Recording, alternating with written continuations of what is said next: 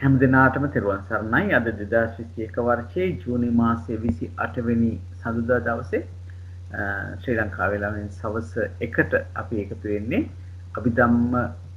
අභිධම්මත ප්‍රදීපිකා ග්‍රන්ථ රත්නයෙන් කොටසක් සාකච්ඡා කරන්නයි. අපි පළමුවෙන්ම තෙරුවන් නමස්කාර කරලා ඉසරණ සරණ ගිහිල්ලා සාකච්ඡාව ආරම්භ කරමු.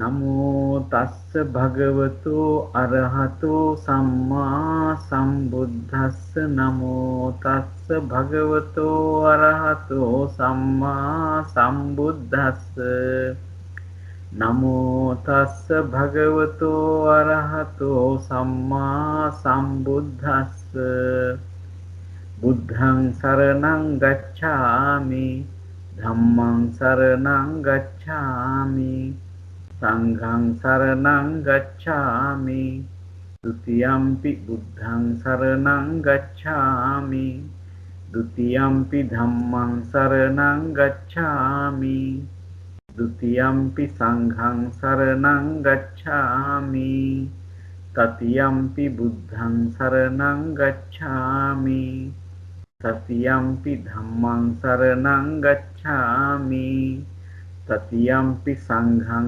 සරණං ගච්ඡාමි සාදු සාදු සාදු. හොඳයි හැම දිනාටම තෙරුවන් සරණයි. මම පොතත් ෂෙයා කරන්න ගන්නම්. මම හිතනවා හැමෝටම පේනවා ඇති කියලා. පේනව නේද? පේනවා ජයන්ත. හොඳයි. හොඳයි. අපි මේ දෙවනි පොතේ අවසාන භාගයට තමයි පැමිණලා තියෙන්නේ. තව බොහොම කෙටි කොටසක් තමයි අපිට ඉදිරියට තියෙන්නේ. පසු කරපු කොටස බලනකොට අපි අවසාන වශයෙන් ස්කන්ධ පිළිබඳව අපි සාකච්ඡා කළා. ස්කන්ධ, උපාදානස්කන්ධ, ඊළඟට අපි කතා කරා ආයතන පිළිබඳව. ඒකෝද ස්කන්ධ වශයෙන් අපි පහක් හඳුනාගත්තා. ඒ වයින් කොටසක් උපාදානස්කන්ධ වෙන බවත්, ඒ ස්කන්ධ වලින් කොටසක් උපාදානස්කන්ධ නොවන බවත් අපි ඉගෙන ගත්තා. එතකොට ඊළඟට අපි ආයතන ගැන ඉගෙන ගත්තා. ඒ ආයතන කියනකොට අපි ආයතන සියල්ල 12ක් හැටියට ඉගෙන ගත්තා. එතනින් අජ්ජත්තික ආයතන කියලා 6ක් වෙනම ඉගෙන ගත්තා. ඒ තමයි සෝත ආයතන, ගාන සෝත චක්ඛ ආයතන, සෝත ආයතන, ගාන ආයතන, ජීව ආයතන, කාය ආයතන, මන ආයතන කියන මේ 6 අපි අජ්ජත්තික ආයතන හැටියටත් ඊට පස්සේ රූපායතන, සද්දායතන, ගන්ධායතන, රසායතන, පොට්ටබ්බායතන, ධම්මායතන කියන කොට ඒක අජ්ජත්තික නොවන හැටියටත් අපි ගත්තා. කියන්නේ බාහිර ආයතන හැටියට ගත්තා. එහෙම තමයි සූත්‍ර පිටකයේ සඳහන් වෙන්නේ. ඊළඟට අපි අද කතා කරන්න යන්නේ ධාතු සම්බන්ධයෙන්. අපි දන්නවා මේ ධර්මය අවබෝධ කර ගැනීමේදී අපිට කියලා තියෙනවා එක්කෝ ස්කන්ධ හැටියට අවබෝධ කරගන්න, එහෙම නැත්නම් ආයතන හැටියට, එහෙම නැත්නම් ධාතු හැටියට, එහෙම නැත්නම් පටිච්ච සමුප්පාද හැටියට, නැත්නම් චතුරාර්ය සත්‍ය හැටියට ආදී විදිහට ඔය ක්‍රම කීපයෙන්, ඔය ක්‍රම පහක් අපි සඳහන් කරා. ඒ සඳහන් කරපු ක්‍රම පහෙන් යම් කිසි විදිහකින් කෙනෙක් මේ ධර්මතාව ගැන අවබෝධයක් ලබනවා නම් ඒක නිවනට උපකාර වෙනවා කියලා. එතකොට අන්න ඒක නිසායි අපි මේ විශේෂයෙන්ම මේ දේවල් පිළිබඳව ගැඹුරින් ඉගෙන ගන්න උත්සාහ කරන්නේ. යම් කෙනෙකුට යම් කාලයකදී විදර්ශනා භාවනාවක් කරනවා නම් මේ ගැන දැනගෙන ඉන්න එක පැටලෙන්නේ නැතුව සාර්ථකව ඒ විදර්ශනා භාවනාදී කරගන්න බොහෝ පහසුවක් වෙනවා. ඉතින් අපි මේ ධාතු කියනකොට ධාතු 18ක් ගැන කතා කරනවා. මේ ධාතු 18 කීප ආකාරයකින්ම සඳහන් වෙනවා මේ ධර්මයේ. දැන් සූත්‍රාන්ත වාචනීයේ එක විදිහකට කියනවා මේ හයේ ගොඩවල් තුනක් හැටියට මේ 18 සඳහන් වෙන තැන් තියෙනවා. ඒ වගේම 18 වෙනමම සඳහන් වෙන තැනුත් තියෙනවා. හරි? එතකොට ඒ අපි අර වෙනම සඳහන් වෙන තැන් ගත්තොත් එහෙම ඒ කියන්නේ 6 බැගින් 3 සඳහන් වෙන තැන් තියෙනවා. ඒ තමයි පළවෙනි 6 ගත්තොත් එහෙම ඒක හඳුන්වන්නේ කොහොමද? පඨවි ධාතු, ආපෝ ධාතු, තේජෝ ධාතු, වායෝ ධාතු, ආකාශ ධාතු, විඥාන ධාතු කියලා 6ක් එතනදී මතු කරලා පෙන්නනවා. ඊට පස්සේ ගත්තාම දෙවෙනි 6 හැටියට සුඛ ධාතු, දුක්ඛ ධාතු, සෝමනස්ස ධාතු, දෝමනස්ස ධාතු, උපේක්ඛා ධාතු, අවිජ්ජා ධාතු කියලා තව විදිහකට පෙන්නලා තියෙනවා. මෙතනදී මේ දෙවෙනි ආකාරයේ දකිනකොට මෙතන අපිට පේනවා මේ සුඛ ධාතු, දුක්ඛ ධාතු, සෝමනස්ස ධාතු, දෝමනස්ස ධාතු, උපේක්ඛා ධාතු කියනකොට එතන නිකන් අපිට දැනෙන නිකන් වේදනාවට සම්බන්ධ කොටසක් හැටියට අපිට මේ ධාතු පෙනී යනවා. නමුත් ඒකත් එක්කම අවිද්‍යා ධාතු කියන එකත් බුදුරජාණන් වහන්සේ ඒ කොටටම එකතු කරලා පෙන්නලා දීලා තියෙනවා. ඉතින් අපි දැනට ඒක පොඩ්ඩක් දැනගමු ඒක ඒ විදිහට කරලා තියෙනවා කියලා මතකේ තියාගමු. ඊට පස්සේ තුන්වෙනි ෂට්කය නැත්නම් තුන්වෙනි හයේ කොටස තමයි කාම ධාතු, ව්‍යාපාද ධාතු, විහිංසා ධාතු, නෙක්ඛම්ම ධාතු. ඒ කියන්නේ කාම ධාතු, ව්‍යාපාද ධාතු, විහිංසා ධාතු කියන තුනයි ඒකෙම ප්‍රතිවිරුද්ධ වෙච්ච කාම ධාතුවට ප්‍රතිවිරුද්ධව නෙක්ඛම්ම ධාතු. ව්‍යාපාද ධාතුවට ප්‍රතිවිරුද්ධව අව්‍යාපාද ධාතු, විහිංසා ධාතුවට ප්‍රතිවිරුද්ධව අවිහිංසා ධාතු කියලා ධාතු 6ක් වෙනවා කියලා සඳහන් කරලා තියෙනවා. ඊළඟට මේ අභිධර්ම වාචනීය ගන්නකොට මෙන්න මේ විදිහට තමයි ගන්නෙ. හැබැයි මේක මේ අභිධර්මයේ විතරක්ම සඳහන් වන එක්කුත් නෙවෙයි කියන එක අපි හිතේ තියාගන්න මම පෙන්නන්නම් කොහොමද මේක මේ සූත්‍ර පිටකයට සම්බන්ධ කියලා. එතකොට මෙතෙන්දි ගන්නකොට ගන්න බලන්න චක්කු ධාතු, රූප ධාතු, චක්කු විඥාන ධාතු. චක්කුම් පටිච්ච රූපේච උප්පජ්ජති චක්කු විඥානං කියන තැනදි ගන්න ඒ වගේ අපිට මේ චක්කු ධාතුවයි රූප ධාතුවයි චක්කු විඥාන ධාතුවයි කියන ටික ලැබෙනවා. ඊට පස්සේ සෝත ධාතු, සද්ද ධාතු, සෝත විඥාන ධාතු. ඝාන ධාතු, ගන්ධ ධාතු, ඝාන විඥාන ධාතු. જીවහා ධාතු, රස ධාතු, જીවහා විඥාන ධාතු. කාය ධාතු, පොට්ටබ්බ ධාතු, කාය විඥාන ධාතු. මනෝ ධාතු, ධම්ම ධාතු, මනෝ විඥාන ධාතු.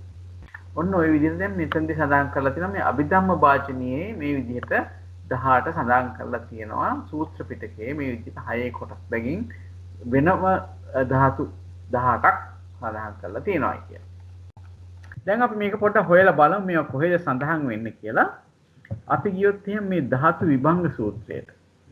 ධාතු විභංග සූත්‍රයට ගියොත් එහෙම එතනදී බුදුරජාණන් වහන්සේ කියන මෙන්න මෙහෙම. මෙතන පේනවා ඇති ඔයගලන්ට.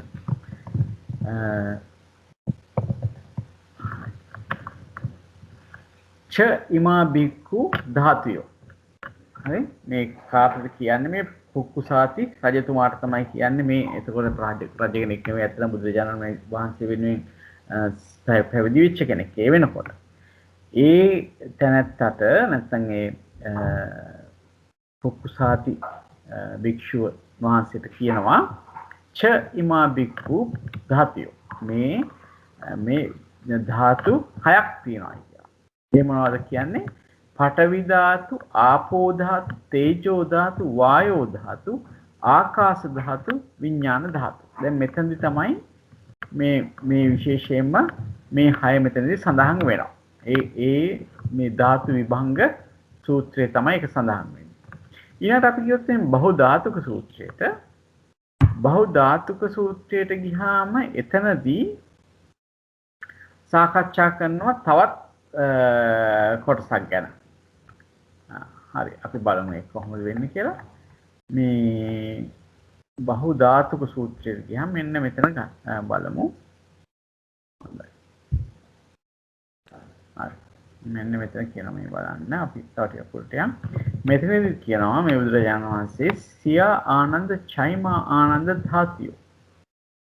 පඨවි ධාතු, ආපෝ ධාතු, තේජෝ ධාතු, වායෝ ධාතු, ආකාශ ධාතු, විඥාන ධාතු.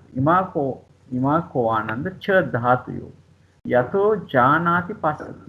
එත්තාවතාපිකෝ ආනන්ද ධාතු කුසලෝ වික්ඛූති අලම් වචන. දැන් මේ ධාතු ගැන දන්නවනම් ඒකට මේ ධාතු කුසලයි කියලා කියන්නේ වටිනවා කියලා කියනවා. ඊට පස්සේ කියනවා මේ සියාපනබන්ති අඤ්ඤාපි පරියායෝ යථා ධාතු කුසලෝ බික්ඛූති අලං වචනායාති කියලා. ඒ කියන්නේ තවත් විදිහකින් ධාතු කුසලයි කියලා කියන්න පුළුවන්ද කියලා අහනවා. අන්නේ විදිහකින්. එතකොට කියනවා සිය ආනන්ද චෛමා. එතෙයි ආනන්ද එහෙම තමයි. කොහොමද? තවත් හයක් තියෙනවා. ඒ මොනවද? සුඛ ධාතු, දුක්ඛ ධාතු, සෝමනස්ස ධාතු, දෝමනස්ස ධාතු, දෝමනස්ස ධාතු, උපේක්ඛා ධාතු, අවිජ්ජා ධාතු. ඉමේ කෝවන්ද ඡ ධාතියෝ කියලා කියනවා. ඊළඟට ආනන්ද හාමුදුරුවෝ නැවත වරක් අහනවා තවත් පරයයකින් මේ ධාතු කුසලයි කියලා කියන්න පුළුවන්ද කියලා කියනවා. අහනකොට කියනවා එහෙම කියන්නත් පුළුවන් කියලා. එතෙන්දි මෙන්න මේ ටික සඳහන් කරනවා කාම ධාතු මෙතන ඒකේ ප්‍රතිවිරුද්ධ ටික එක ළඟට කරලා තියෙනවා. කාම ධාතු, නෙක්ඛම්ම ධාතු, ව්‍යාපාද ධාතු, අව්‍යාපාද ධාතු, විහිංසා ධාතු, අවිහිංසා ධාතු. ඔන්න ඔහොම කියලා මේ හය වෙනම කියලා තියෙනවා. ඉතින් ওই විදිහට කියපු තැන් තියෙනවා. ඊළඟට මේක පටන් ගන්න තැනම කියනවා මේ ධාතු කුසල කියලා කියනකොට මෙන්න මේ ධාතු ගැන කුසල වෙන්න ඕනේ කියලා. මොනවද ඒ? චක්කු ධාතු, රූප ධාතු, චක්කු විඥාන ධාතු, සෝත ධාතු, සද්ද ධාතු, සෝත විඥාන ධාතු, ගාන ධාතු, ගන්ධ ධාතු, ගාන විඥාන ධාතු, જીවහා ධාතු, රස ධාතු, જીවහා විඥාන ධාතු, කාය ධාතු, පොට්ටබ්බ ධාතු, කාය විඥාන ධාතු, මනෝ ධාතු, ධම්ම ධාතු, මනෝ විඥාන ධාතු කියලා එතෙන්දී මේ 18ක් වෙච්ච දේ මේ අපි හදාරන පොතේ තියෙන මේ අභිධම්මාර්ථ ප්‍රදීපිකායකේ තියෙන ඒ අභිධම්ම වාජනීය නැත්නම් අභිධර්මානුකූලව විස්තර කරනවා කියන ඒ 18ත් ඇත්තටම මේ සූත්‍ර පිටකේ බහුධාතුක සූත්‍රයේ සඳහන් වෙනවා. ඉතින් මේ අපි ඉගෙන ගන්න යන්නේ පිටකයේ අභිධර්ම පිටකයේ තියෙන දෙකේම සඳහන් වෙන ධාතු ගැන තමයි අපි ඉගෙන ගන්න. මයික් ස්ටොප් කරගමු මයික් එකක් ඔන් වෙනවා. හොඳයි. ඊට පස්සේ අපි ගත්තොත් එහෙම මේකින් අර අපි කිව්ව නේද ධාතු සූත්‍ර පිටකයේ අනුව කොටස් 3ක 6 කොටස් 3ක් කියලා තියෙනවා ත්‍රිවිධ ෂට්කයක් කියලා. එතකොට මේ ඔය දැන් කියපු වගේ මේ ඉහත සඳහන් වෙච්ච වගේ අපි මුලින්ම විස්තර කරන්නේ මේ 6 කොටස් මෙතන විස්තර කරනවා කියලා සඳහන් වෙනවා. එතකොට මේ ධාතු කියලා කියන්නේ මොකද්ද? ධාතු කියලා කියන්නේ ස්වභාවය කියන අර්ථය. ස්වභාව සංඛ්‍යාත අර්ථය තමයි ධාතු කියලා කියන්නේ. ඒක ස්වභාවය. අපි ඕක දෙකම එකතු කරලා කියනවා මේක ධාතු ස්වභාවයක් කියලා. ධාතු ස්වභාවය කියලා කියන්නේ මේක සත්ත්ව පුද්ගල කියලා සත්‍යයකට අයිති නැත්නම් පුද්ගලයෙකුට අයිති දෙයක් නෙමෙයි. මේක යම් ධර්මතාවයක්. මේක ධර්මතාවයක් ඉඳලා ඒක සත්‍යයන්ගෙන් පුද්ගලයන්ගෙන් තොරයි. ඒ සත්‍යයන්ගෙන් පුද්ගලයන්ගෙන් ශූන්‍යයි කියන අර්ථයෙන් තමයි අපි ධාතු කියන ඒ ස්වභාවය හඳුනගන්නේ. ඒකට ධාතු කියනකොට එතන ශූන්‍ය බවක් තියෙනවා. ශූන්‍ය කියලා කියන්නේ මුකුත් නැහැ කියන එක නෙවෙයි. ඔන්න ඒක හොඳට මතක තියාගන්න. මේ බුදුදහමේ ශූන්‍යයි කියලා කියන්නේ කිසිවක් නැහැ කියන එක නෙවෙයි ශූන්‍යයි කියලා කියන්නේ. ඒක බොහෝම මතක තියාගන්න වෙනවා. අපිට ශූන්‍ය තනක් එහෙම ශූන්‍යයක් නෙවෙයි. අපි ශූන්‍යයි කියලා කියන්නේ යමකින් ශූන්‍යයිද අපි ඒන් ශූන්‍යයි කියලා කියනවා. ඉතින් මෙතන මේ ධාතු කියනකොට ශූන්‍යයි කියලා කියන්නේ මේ සත්ත්ව පුද්ගල කියන භාවයෙන් ශූන්‍යයි. ඒකට අයිති වෙන්නේ නැහැ කියන එක තමයි සත්ත්ව පුද්ගල නොවන්නා වූ කියන එක තමයි මෙතන ශූන්‍යයි කියලා කියන්නේ. එතකොට මෙසේ ස්වභාව වූද ශූන්‍යත්ව වූද නිස්සත්ත්ව නිජීව වූද ධර්මයෝ ධාතු නම්. ඒතකොට ධාතු කියලා කියනකොට යම් කිසි ස්වභාවයක් තියෙනවා. ඒක ශුන්‍යයි, නිස්සත්ත්වයි, නිජීවයි. නිස්සත්ත්ව නිජීව ශූන්‍ය වූ ධර්ම තමයි මේ ධාතු කියලා කියන්නේ. එතකොට ඒ ශූන්‍ය වෙන්නේ මොන වගේද? සත්‍ය ජීව කියන ගතියෙන් තමයි සත්ත්ව පුද්ගල කියන ගතියෙන් තමයි ශුන්‍ය වෙන්නේ. ඊළඟට තවද සම්භව වූ පරිද්දෙන් අනේක ප්‍රකාර වූ සංසාර දුක්ඛ විදානය කරන හේින්ද මේකට ධාතු කියලා කියනවා. ඒ කියන්නේ මේ යම් දෙයක් ඇතිකරන්න හේතු වෙන්නේ මේ ධාතු.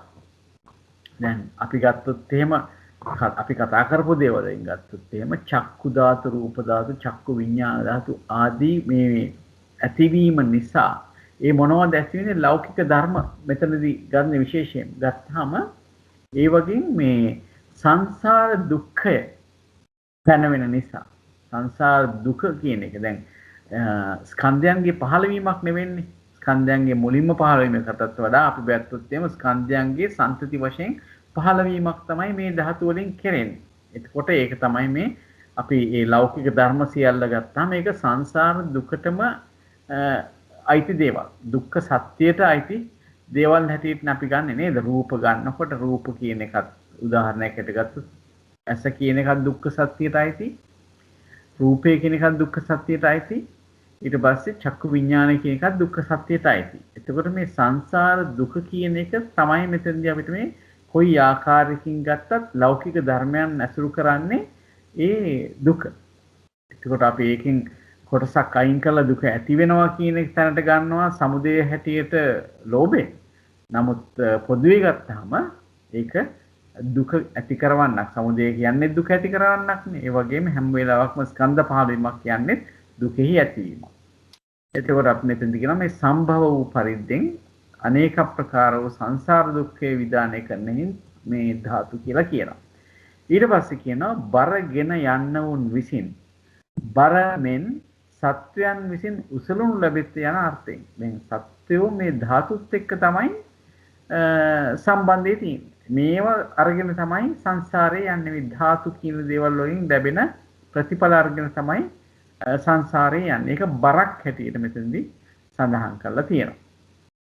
ඊළඟට කියනවා තමා වශයෙහි නොපවත්නාහි. තමාගේ කියලා දැන් චක්කු ධාතුව වුණත් රූප ධාතුව කියන ඒවා උනත් Tamanට අවශ්‍ය විදිහට පවත්වා ගන්න පුළුවන් කමක් නැහැ. ඒක හින්දම කියනවා ධාතු කියලා. ඒකේ තියෙන වෙනම ස්වභාවයක් තියෙනවා. ඊළඟට දුක්ඛ විධානයේ පමණක්ම වෙන හේඳ ධාතු කියලා කියනවා. කලින් කතා කරා වගේ දුක කියන එක ගැන තමයි අපිට කතා කරන්න පුළුවන්. මේ ධාතු කියන මේ ලෞකික ධාතුන් පිළිබඳව කතා කරනකොට. ඊළඟට සිද්ධ කරන ලද සංසාර දුක්ඛය මෝන් කරෙහි තබනු ලැබේ යන අර්ථයෙන්ද ධාතු කියලා කියනවා. ඒ කියන්නේ සංසාර දුක කියන එක සිද්ධ කරලා තියෙන්නේ මේවා නිසා කියන අර්ථය වගේම දැන් ඒ දුක්ඛේ මේ දුක්ඛේ කියන එක ඉදිරියට ඇති වෙන්නේ මෙන්න මේ ධාතු කෙරෙහිම තමයි ඒ දුක්ඛය සංසාර දුක්ඛය ගෙන දෙන්නේ කියන අර්ථයෙන් මේ ආකාරයෙන් ධාතු කියලා කියනවා. ඊට පස්සේ කියනවා ඤෙය්‍ය අවයව වූ වන හේඳ ධාතු කියලා කියනවා. යම් කෙනෙක් අවබෝධ කරගන්නවා නම් අවබෝධ කරගන්න තියෙන්නේ ධාතු. ඒ ධාතුව අවබෝධ කරගත්තේ උත්තක් ඉඳ ඒකට ධාතුව කියලා කියනවා. හොඳයි. ඒ එක එක ආකාරයෙන් මේ ඇයි මේ ධාතු කියලා කියන්නේ කියලා විස්තර කිරීමක්. මේ කිව්වට කිමුත් ප්‍රධානම වෙන දේ තමයි මේක ස්වභාවයක් ධාතු කියන එක ස්වභාවයක්. ඒකට අපි ධාතු ස්වභාවය කියනවා. ඒකේ කුමක්ද තියෙන ස්වභාවයේ ශුන්‍යතාවයක් තියෙනවා. මොනවයින්ද ශුන්‍ය වෙන්නේ? සත්ත්ව පුද්ගල ආත්ම කියන ගතියෙන් ශුන්‍යයි. එතකොට ඒක තමයි මේ ධාතුව කියලා කියන්නේ. ධාතුව කියනකොට ඒක ස්වභාවයෙන්ම හමු වන දෙයක්. ස්වභාවයෙන් යම් කිසි කෙනෙක් ප්‍රත්‍ය ලැබිලා යම් කිසි ප්‍රත්‍යයකින් හටගන්න දෙයක්. ඒකට ප්‍රත්‍ය නිසාමයි ඒක හටගන්නේ. ඒ හටගන්නකොට ඒක සත්‍යයකට අයිති, පුද්ගලයෙකුට අයිති එහෙම කියලා ගන්න පුළුවන් දෙයක් නෙවෙයි. මගේ ධාතුවක් නැත්තම් මගේ ධාතුවක් මට තිබුණු ධාතුවක් එහෙම ගන්න පුළුවන් කමක් නැහැ. ඒක සම්පූර්ණයෙන්ම ස්වභාවිකව කියන්නේ ස්වභාවික කියලා කියන්නේ ප්‍රත්‍ය ලැබීමෙන් ඇතිවන තත්ත්වයක් කියන එකයි. ඒක සත්ත්ව පුද්ගල භාවයෙන් තොරයි. ඊළඟට පඨවි ධාතුව කියලා ගත්තොත් අපි මුලින්ම කියමු පඨවි ධාතු, ආපෝ ධාතු, තේජෝ ධාතු, වායෝ ධාතු, ආකාශ ධාතු, විඥාන ධාතු කියලා මුලම ෂට්කය නැත්නම් මුලම 6 කිව්වේ විදිහටයි නේ. එතකොට අපි දැන් බලමු මොකක්ද මේ පඨවි ධාතුව කියලා කියන්නේ කියලා. බොහෝ දේවල් මෙතන අපි දන්න දේවල්. නමුත් මේ පොත අධ්‍යයනය කරනකොට ඒ සම්පූර්ණ කිරීම සඳහා අපි ඉදිරියට මේ ටික පොඩ්ඩක් මතක් කරගෙන යමු. මෙතන මේ පඨවි ධාතුව කියනකොට මෙතන කියනවා ප්‍රකෘති පොළවමින් පිහිට වූ ධාතුව පඨවි ධාතුව නම කියලා. දැන් බලන්න දැන් මහ පොළොව කියන එක අපිට ඉන්න අපිට ගෙවල් දොරවල් හදාගන්න ඒ වගේම ගස් කොළන් වලට ආදී නොයේකුත් දේවල් වලට පිහිට වෙලා තියෙනවා මේ පොළොව. අන්න ඒ වගේ අර්ථයෙන් පඨවි ධාතුව කියලා කියනවා. දැන් පඨවි මහා පඨවි කියලා කියනවා මේ මහා පොළොවට. එතකොට මේ ඒ අර්ථයෙමුත් මේක පඨවි ධාතුව කියන නම ලබනවා. එතකොට මේක කියනවා මේ සහජාත රූපයන්ගේ පිහිටීමට ආධාර වන ධාතුවයි කියලා. දැන් බලන්න පඨවි ධාතුවට තනියෙන් ඉන්න පුළුවන් කමක් නැහැ. පඨවි ධාතුව තියෙන්නේ අපි අර කොහොමද අපි කියන්නේ? එතකොට අඩුම තරමින් තව 7ක් එක්ක ඉන්නේ. අපි 7යි පඨවි ධාතුවයි එකතු වුණාම අපි කියනවා ඒක අර අවිනිබ්බෝග රූපාට නැත්නම් සුද්ධාෂ්ටකය කියලා. එතකොට ඒ පඨවි තියෙන්නේ ආපෝ තේජෝ වායෝ වර්ණ ගන්ධ රස ඕජාව කියන ඒ ඉතිරි 7ත් එක්කමයි. හැබැයි එහෙම ඉතිරි 7ත් උපදින්නේ එකටමයි. සහජාත රූප. එක්කම සහජාත රූප. එකට උපදින රූප. ඒ වගේම අර පඨවිය හැරුණාම ඉතුරු රූප වලට පිහිටන්න ආධාර වෙන්නේ පඨවි ධාතුව. මේ විදිහට තමයි මේ පඨවි ධාතුව කියන එක හඳුනා ගන්න කියන්නේ. ඊළඟ මේ පඨවි ධාතුතමෝ ආධ්‍යාත්මික පඨවි ධාතුවේ බාහිර පඨවි ධාතුවයි ද්විධ වේ කියලා කියනවා. හරි?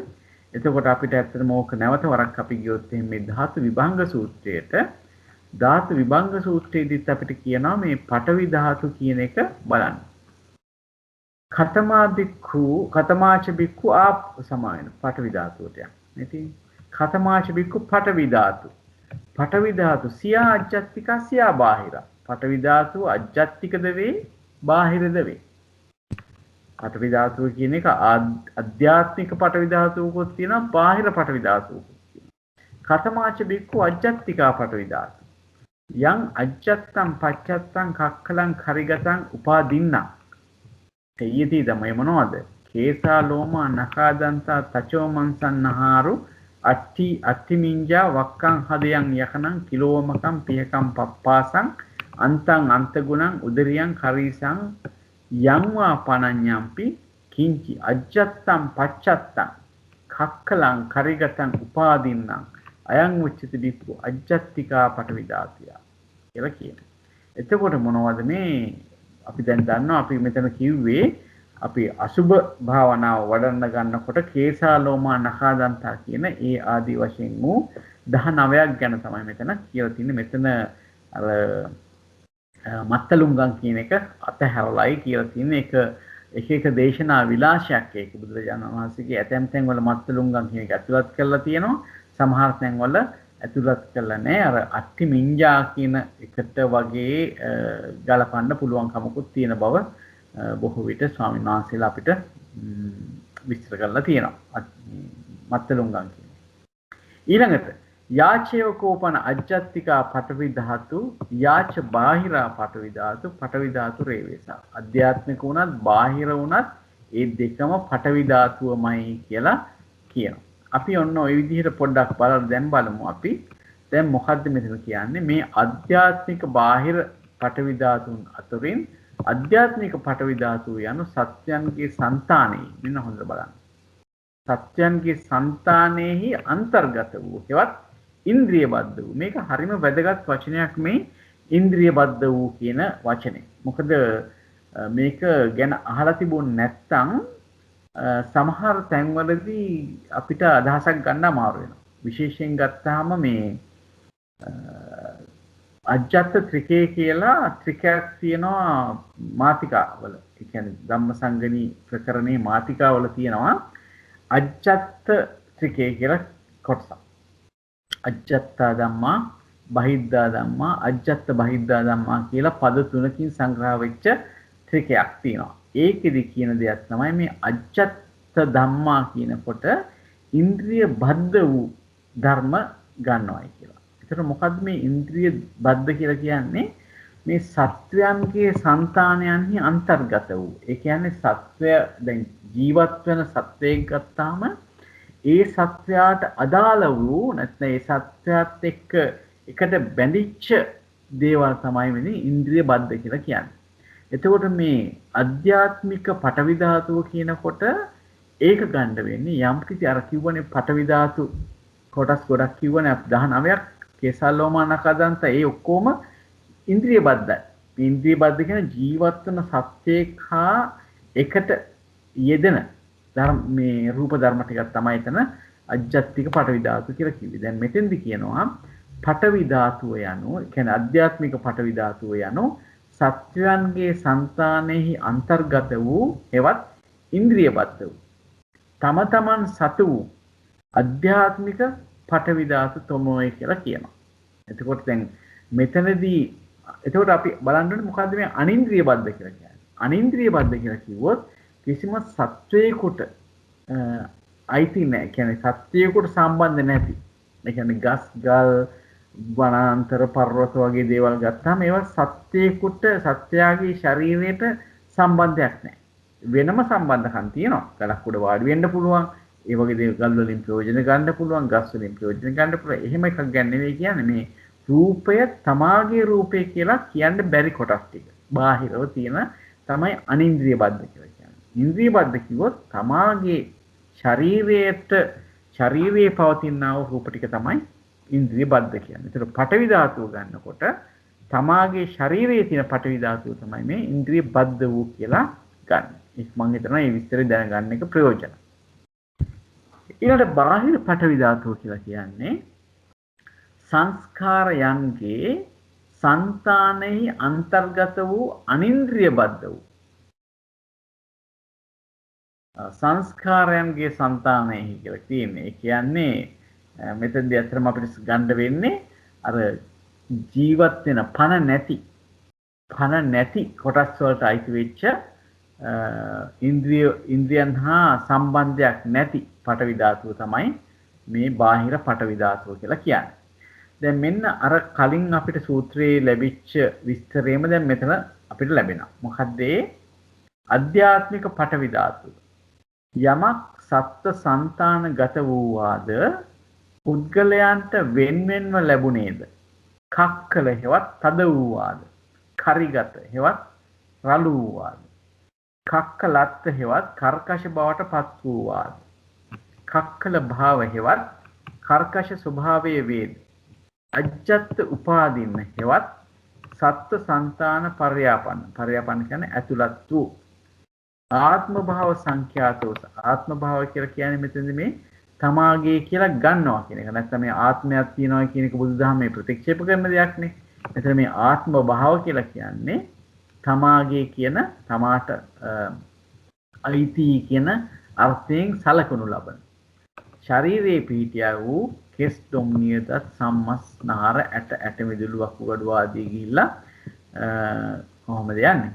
කුඩා බඩවැල නොපැසුණු ආහාර පැසුණු ආහාර යන ආදී ශරීරයට අයත් වූද යම් ඒ අන්‍ය වූ තමා අයත් වූ සත්වයන්ට වෙන්වෙන් වශයෙන් අයත් වූ කර්කශ වූ රළු වූ කර්කශ බවට පත් වූ කර්කශ ස්වභාවයේ ඇති අධ්‍යාත්මික ශරීරයට අයත් පඨවි ධාතුවක් ඇද්ද මොතමෝ අධ්‍යාත්මික පඨවි ධාතුවයි කියනු ලැබේ. මේක කෙලින්ම අරන් තියෙන්නේ අපි කතා කරපු ධාතු විභංග සූත්‍රය.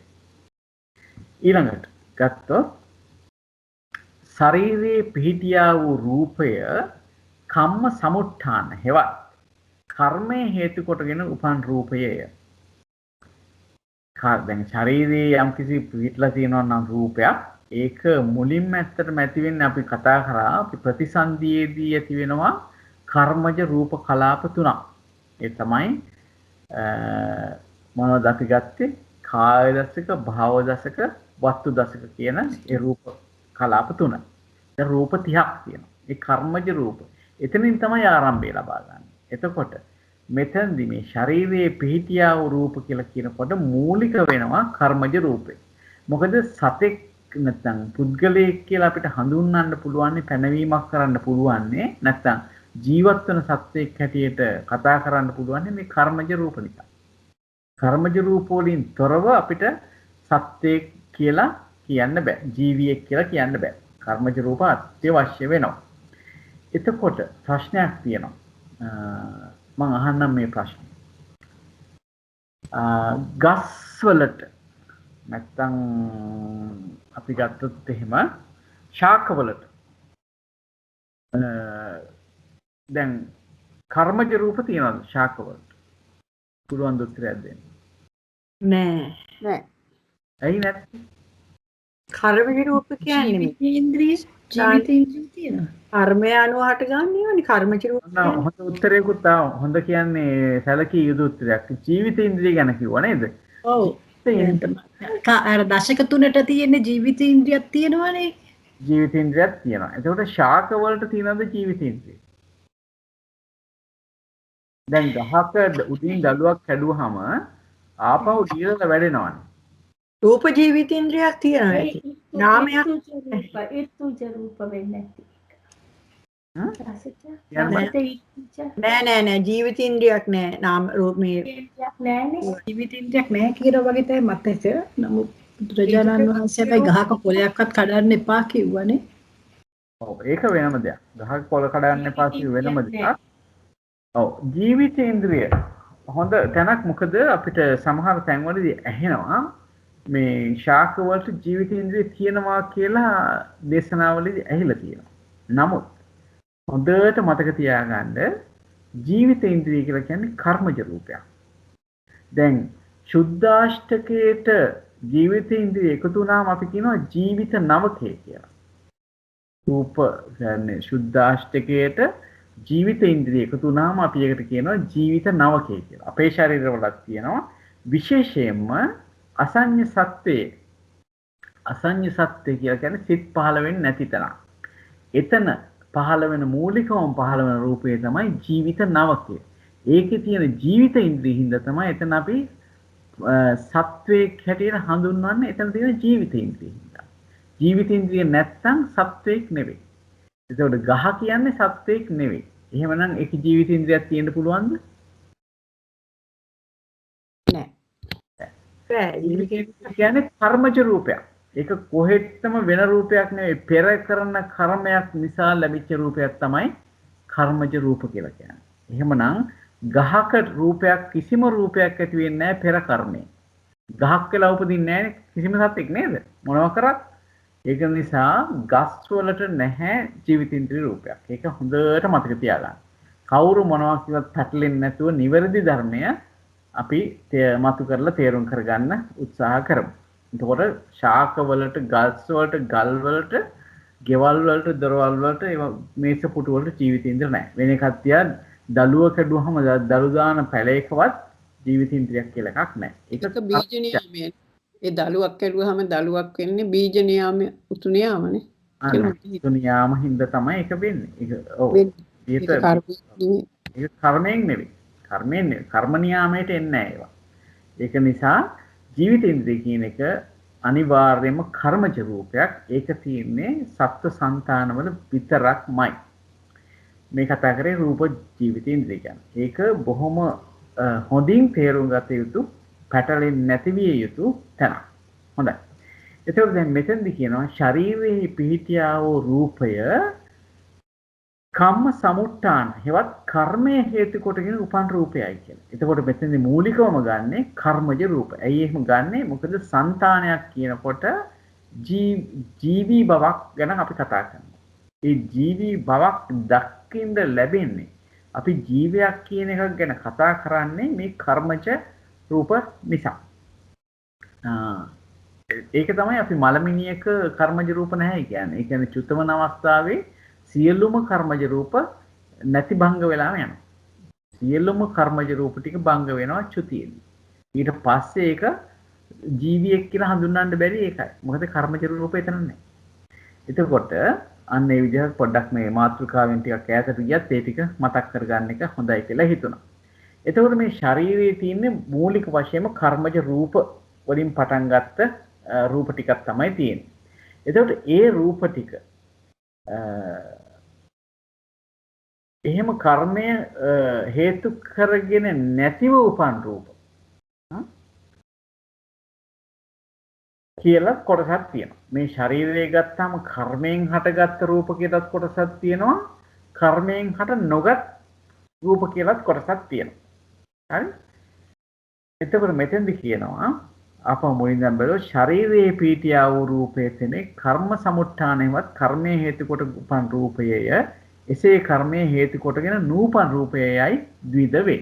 ඉතින් මේ ශරීරය ගත්තාම ඒකේ කර්මයෙන් උපන් රූප කොටස් ටිකකුත් තියෙනවා. දැන් චක්කු ප්‍රසාද, සෝත ප්‍රසාද, ගාන ප්‍රසාද, જીවහා ප්‍රසාද, කාය ප්‍රසාද ඒ කියන රූප ටිකයි ඊට පස්සේ ගත්තාම ජීවිත නවකේ ගත්තාම ඒ රූපත් මේ ශරීරයේ තියෙනවා. ඊට අමතරව තියෙනවා ඍතුජ රූප තියෙනවා. ආහාරජ රූප තියෙනවා. චිත්තජ රූප තියෙනවා. ඉතින් එහෙමත් රූප තියෙනවා. ඒ කොයි විදියට ගත්තත් මගේ ආත්ම භාවයයි කියලා ආකර්ෂණය කරනු ලැබීමයි. මාගේ ආත්ම භාවයයි ග්‍රහණය කරනු ලැබීමයි. මාගේ ආත්ම භාවයයි පරාමර්ශණය කරනු ලැබේ දෘෂ්ටි වශයෙන්. පරාමර්ශණය කරනු ලැබීමේ යන මෝන්ගේ වශයෙන් ශරීරස්ත වූ ඒ රූප සියල්ලම උපාදින්න රූප නම් වේ. මෙතෙන්දී මේ මගේ කියලා ගන්නව නම් යම් කිසි දෙයක් යම් කෙනෙක් යම් රූපයක් නියපොත්තක් නැත්නම් කෙස් ගහක් ඒ ඕනම දෙයක් මගේ කියලා ගන්නවා නම් අපි ඒවට කියනවා උපාදින්න රූප කියලා. එතකොට උපාදින්න රූප වලට මූලිකවම පටන් ගත්තේ කර්මජ රූප වලින්. නමුත් ඒ ශරීරයේ ඍතුජ රූප ආදී වශයෙන් වූ අනෙක් රූපත් එක්කම තමයි අපි මේක මගේ කියලා ග්‍රහණය කරගන්නේ. එහෙමනම් ඒ රූප සියල්ලම මගේ කියලා දැන් අපි හිතුවොත් එimhe ඇහැ කියලා අපි මේ මාංශ ඇස ගැන හිතලා හරි කතා කරනකොට එතන තියෙනවා නොයෙකුත් ආකාරයේ රූපනේ. කර්මජ රූපත් තියෙනවා ප්‍රසාද රූපේ හැටියට. ඊට පස්සේ ඍතුජ රූප ඒ ආදී වශයෙන් වූ ආහාරජ රූප ඒ විදිහට තිබ්බට ඒ සියල්ලම මගේ කියලා ගන්නකොට ඒක උපාදින්න රූප වෙනවා. ඒතර මේ ශරීරයේ තියෙන මගේ කියලා සලකන සියලුම දේවල් උපාදින්න රූප වෙනවා. ඊළඟට ඒකට අජ්ජත් කියලා අධ්‍යාත්මික පටවි ධාතුව කියලා ගන්නකොට අන්න ඒ සම්බන්ධයෙන් තියෙන පටවි ධාතු ටික අපි තමයි ඒ රූපවල තියෙන පටවි ධාතුව තමයි අපි ගන්න. මගේ කියලා ගන්න රූපවල තියෙන පටවි ධාතුව. එතන වෙන්න පුළුවන් කර්මජ පටවි, ඍතුජ පටවි, චිත්තජ පටවි, ආහාරජ පටවි කියන ඕන දෙයක් උපාදින්න රූප වෙනවා. ඒවා තමයි අජ්ජත්තික පටවි ධාතුව කියලා කියන්නේ. ඊළඟට බාහිර පටවි ධාතුව. යමක් සත්ත්ව సంతානයෙන් බාහිර වූවාද කියන්නේ සත්ත්ව సంతානයකට අයිති නැහැ. ඊයින් බැහැරයි. කර්කශයි. කර්කශය කියන්නේ හාඩ් නැත්තම් රළු වූවාද. කර්කශ බවට පත් වූවාද. කර්කශ ස්වභාවයේ වේද. ශරීරයට අයත් නොවූවාද. ශරීරයට අයිති නැති දෙයක් මේ කතා කරන්නේ. දැන් තමන් වාඩි වෙලා ඉන්න පුටුව ගත්තොත් එහෙම ඒකේ තියෙන තද ගතිය කර්කශ ගතිය මොකද්ද? බාහිර පටවි ධාතුව. දැන් තමාගේම ඇඟේ කොටසත් තද කරනකොට අහු වෙනවා. ඒ තද ගතිය අහු වෙනකොට ඒක අජ්ජත්තික පටවි ධාතුව. ඊළඟට මෙතෙන්දි කියනවා කර්කශ බවට පත් වූවාද කර්කශ ස්වභාවයේද ශරීරයට අයත් නොවූවාද. එනම් මොනවද මේ ශරීරයට අයත් නොවූ කියලා කියන්නේ? මෙන්න මේ ටික. මොනවද? අයෝ කියලා කියන්නේ යකඩ. අපි කියන්නේ අයෝමය පුද්ගලයා කියන්නේ යකඩ පුරුෂයා. අයෝ. ලෝහය යම් කිසි ලෝහය කියලා කියන්නේ ලෝහ ගතියක්. පටවි. මේක මේ බොහොම ප්‍රකට කරලා කතා කරන්නේ මෙතන. මෙතන තිපු කියලා වචනයක් තියෙනවා. ඒක සුදු ඊයම් වලට කියනවා. සීසං කළු ඊයම්. සජ්ජු කියලා කියන්නේ රිදි. මුත්තා කියලා කියන්නේ මුතු. මණී කියලා කියන්නේ මණික්. වේලුරිය කියලා කියන්නේ ඒකත් මණික් જાතියක්. වෛරෝඩි කියලා හඳුනන මණික් જાතියක් තියෙනවා. අනේ වෛරෝඩි මණික් වර්ගයක්. සංක කියලා කියන්නේ හග්ගෙඩි වලටනේ. සංක. සිලා කියලා කියන්නේ සියලු ගල් වර්ග. සියලුම ගල් වර්ග වලට අපි කියනවා සිලා. අපි සිලා ලේඛන කියලා එහෙම කියන්නේ ගලේ කොටපු ලේඛන වලට. ඊට පස්සේ පවාල, හෙවත් පබලු, රාජතය, ජාත රූප, හෙවත් ස්වර්ණය. කියන්නේ රත්තරන් නේද? ඊට පස්සේ ලෝහිතංක හෙවත් රතු මැණික්. මසාර ගල්ල හෙවත් කබර මාණික් කියන එකත් අර වෛරෝඩි වලම කොටසක් කියලා තමයි සඳහන් වෙන්නේ. කබර මාණික් කියන්නේ. තින කියලා කියන්නේ තෘණ, තනකොළ වගේ දේවල්. කට්ට කියලා කියන්නේ දර. සක්කර කියලා කියන්නේ ගල් කැට. මේ මොනවාද මේ බාහිර පටවි ධාතුව ප්‍රකට වෙන කොටස් ටිකක් මේ සඳහන් කරන්නේ. සක්කර කිවි ගල් කැට, කටල කියලා කිව්වේ මැටි බඳුන් කැබලි. වලන් එහෙම කැඩලා ගියාම තියෙන කැලි ඒක කටල. භූමිය හෙවත් පෘථිවිය. භූමිය කියලා ගන්න පෘථිවියත් පටවි. බාහිර පටවි. පාසාන කියලා ගන්නේ සත්‍රියන් වට ඇති. ක්‍රියන් 7ක් වත් මේ මොකක්ද කියන්නේ පරිමිතියක් ඇති බඳ පමණට නොපැමිණි ගල් කියලා කියනවා. ඒ කියන්නේ ඇත් බඳ වට ඇති ඇත් බඳ ඇතෙකුගේ බඳ පමණට නොපැමිණි ගල්. ඇතෙකුට වඩා පුංචි. පබ්බද කියලා කියන්නේ අර පාසානයට කිව්වට වඩා විශාල පර්වත කියන ඒවා. එතකොට ඇතෙකුට වඩා පොඩි ඇතෙක්ගේ ප්‍රමාණයවට අපි කියනවා මේ පාසාන කියලා. ඊට පස්සේ පබ්බත කියලා කියන්නේ ඊට වඩා විශාල පර්වතවලට.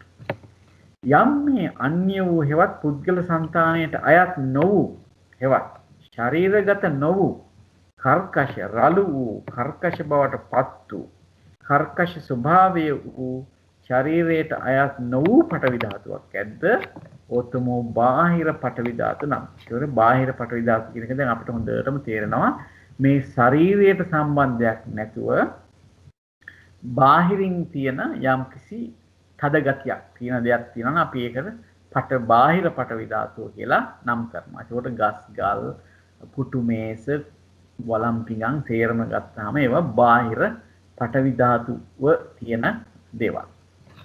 මෙසේ යම් අධ්‍යාත්මික පටවි ධාතුවක් ඇද්ද බාහිර පටවි ධාතුවක් ඇද්ද ඒ දෙකම එක්කොට ගලපා කැටිකොට ගත්තීද මොතමෝ පටවි ධාතුවේයි කියනු ලැබේ. ඒක පටවි ධාතුව කියලා කියන්නේ මොනවද මේ අධ්‍යාත්මික පටවි ධාතුවක් තියෙනවා නම් යම් කිසි ඒ වගේම බාහිර පටවි ධාතුවක් තියෙනවා නම් ඒ දෙකම එකතු කරලා කියනවා පොදුවේ පටවි ධාතුව කියලා.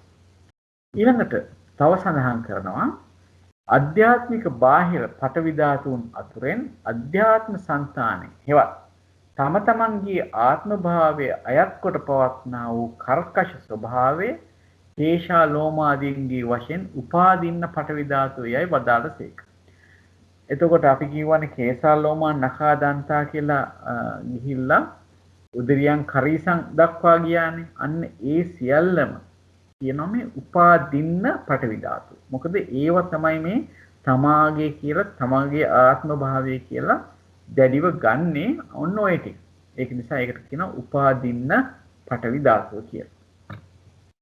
ඊළඟට මෙතෙන්දි කියනවා මේ කෙස් හුනම් ආත්ම භාවය ආධාර කොට පවත්නා.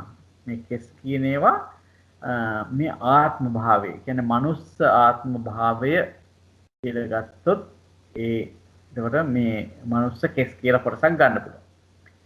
උපාදින්නය ඒ කියන්නේ මේ ආත්ම භාවය ආධාර කොට පවත්නවා කියලා කියන්නේ මෙතනදී මේ ඒ ආත්ම භාවයන්ගේ හැටියට පවත්න නැත්නම් මේ තමාගේ කරගන්න ස්වභාවයක් තියෙනවා. උපාදින්නය තමාගේ කියලා ගන්නවා. ඒවත් මාගේ ආත්ම භාවයයි දැඩි කොට ගන්නා ලද්දේ.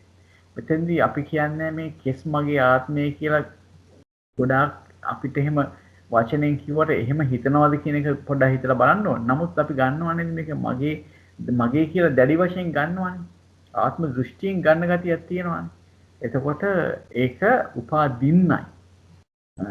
තමාගේ කියලා සලකන. ඊට පස්සේ ශරීරස්තය. ඒ කියන්නේ ශරීරයට ඇතුළත් ශරීරස්තයි. කියන්නේ මේක ශරීරය මත තමයි පිටලා තියෙන්නේ. හෙවත් සිරුරේ පිහිටිය කියලා දිනනවා. කර්කශ ස්වභාව ලක්ෂණ කොට ඇත්තා. කර්කශයි.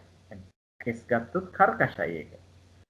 අපි සාමාන්‍යයෙන් සියුම් කියලා කියනවා. නමුත් ඒවා ඔක්කොම සාපේක්ෂයි. නමුත් රළු භාවයක් ඒ කෙස්වල තියෙනවා. ඊළඟ මේ සිරුරෙහි ලෝමාදී වූ ඉතිරි කොට්ටාසයන් කෙරෙන් වෙන් වූ හෙවත් අසම්මිශ්‍ර පටවි ධාතු කොටසක්. කෙස් කියලා කියන්නේ දත් කියන ගාත අපි ගත්තොත් එහෙම දත් කියන එකත් ගන්න කේසා ලෝමා නඛා දන්තා. දැන් දන්තා වලට සම්බන්ධයක් නැහැ කෙස් කියන්නේ. ඒක වෙනමම කොටසක්. දත් කියන්නේ වෙනම කොටසක්. හම කියන්නේ වෙනමම කොටසක්. හැබැයි ඒ සියල්ලම පටවි ධාතු කොටස්. ඒතකොට කියනවා මේ සත්ත්ව පුද්ගලාදී භාවයෙන් ශුන්‍ය වූ පඨවි ධාතු කොටස මාත්‍රයක්මයි කියලා කියනවා. දැන් අපි කෙස් කියලා ගත්තත් ලොම් කියලා ගත්තත් ඇත්ත වශයෙන්ම ගන්නකොට මේවා සත්ත්ව පුද්ගල භාවයෙන් ශුන්‍ය වෙච්ච ධාතු කොටස් මාත්‍රයක්ම තමයි. කියන්නේ අපි ගත්තොත් එහෙම දැන් කෙස් ගහක් ඔළුවේ තියෙනකොට මගේ කියලා කිව්වට ගැලවුණාට පස්සේ ඒක මගේ වෙන්නේ නැහැ. අපි සාමාන්‍යයෙන් කියනවා ඒක මගේ කෙස් ගහක් කියලා. නමුත් මගේ කලින් තිබිච්ච කෙස් ගහක්. මිසක් දැන් තියෙන කෙස් ගහක් නෙවෙයි මගේ කියලා ගන්න ගතියක් නැහැ. එතකොට මෙතෙන්ද කියන්නේ මේ ඒක තමයි මේ සත්ත්ව පුද්ගලාදී භාවයෙන් ශුන්‍යයි කියලා කියන්නේ. දැන් කෙස් ගහ සත්ත්ව පුද්ගල ගතියක් තියෙනවා නම් ගැලවුණාම සත්ත්ව පුද්ගල ගතියක් තියෙන්න එපා. එහෙම වෙන්නේ නැහැනේ. ඒක ඔළුවේ තියෙනකන් අර ඒ කොටස් ටික ඔක්කොම එකතු වෙලා මේ අපේ ජීවී ගතිය තියෙන තාක්කල් මගේ කියලා ගන්නවා. ඊට පස්සේ ඒක කපලා දාපු නියවොත්තම් මගේ කියලා අරන් තියාගන්නේ නැහැ. ඒක අයින් කරලා දානවා. ඒක මගේ නොවන හින්දාමයි අයින් කරලා දාන්නේ. ඉතින් ඒ වගේ මේ වගේ මේ සත්ත්ව පුද්ගල ගතියක් නැහැ මේ වගේ ශුන්‍ය වූ ගතියක් තමයි කොහොමත් තියෙන්නේ. හැබැයි මේක අපේ කෙලෙස් බරිත සිත නිසා මේවා මගේ කියලා ආත්මයකට ගැට ගහලා ගන්න ගතියක් තියෙනවා. එතකොට මෙතෙන්දි කියනවා අමිස්සු පඨවි ධාතුවේ මේ යනාදී වශයෙන් භාග්‍යවතුන් වහන්සේ ධාතු මනසිකාරය වදාළා. කොහොමද කියලා තියෙන්නේ මේක පඨවි ධාතු මාත්‍රයක්මයි කියලා බුදුරජාණන් වහන්සේ දේශනා කළා. තියෙනවා මේක මගේ කියලා ගන්න දෙයක් නෑ. මේක සත්‍යයකට අයිති දෙයක් නෙවෙයි හැටියට දේශනා කරලා තියෙනවා. ඒක තමයි ධාතු මනසිකාරය වදාරලා තියෙනවා. ඒ කියන්නේ මේක ධාතු මාත්‍රයක් පමණයි. මගේ කියලා ගන්න දෙයක් නැහැ කියන එක දේශනා කරලා තියෙනවා.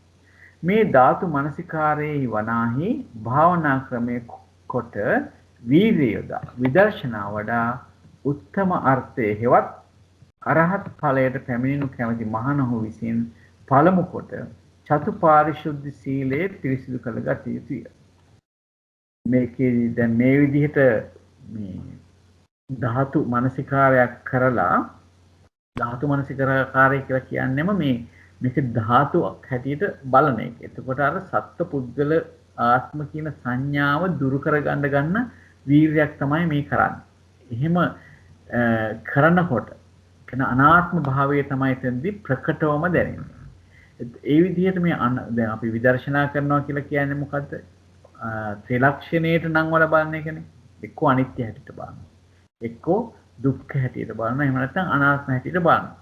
විශේෂයෙන්ම මේ ධාතු මනසිකාරය කියන එක ඔය අනිත්‍ය දුක්ඛ අනාත්ම කියන එකෙන් අනාත්මය ප්‍රකට කරන හොඳම අවස්ථාවක තමයි මේ ධාතු මනසිකාරය කියන එක තියෙන්නේ. මොකද මේක සත්ත්ව පුද්ගල ආත්ම ගතියකින් තොර වූ දෙයක් හැටියට බලන්න හිත පුරුදු කරනවා. එහෙමනම් අනාත්ම ගතියක් බලන්න තමයි එතෙන්දී මේ සිත පුරුදු කරන්නේ. ඒ විදර්ශනා වඩනවා කියලා කියන්නේ අනාත්ම භාවයේ බැලීම. එහෙම වඩලා උත්තම අර්ථය වෙන මේ අරහත් ඵලයට පැමිණෙන්න කවුරු හරි උත්සාහ ගන්නවා නම් ඒ පුද්ගලයා විසින් පළමු කොට චතු පාරිශුද්ධ සීලය පිරිසිදු කරගත යුතුයි කියලා කියනවා. ශ්‍රීමති මහත්මිය හැර වෙන කෙනෙකුට පුළුවන් ද කියන්නේ චතු පාරිශුද්ධ සීලය කියන්නේ මොකක්ද කියලා?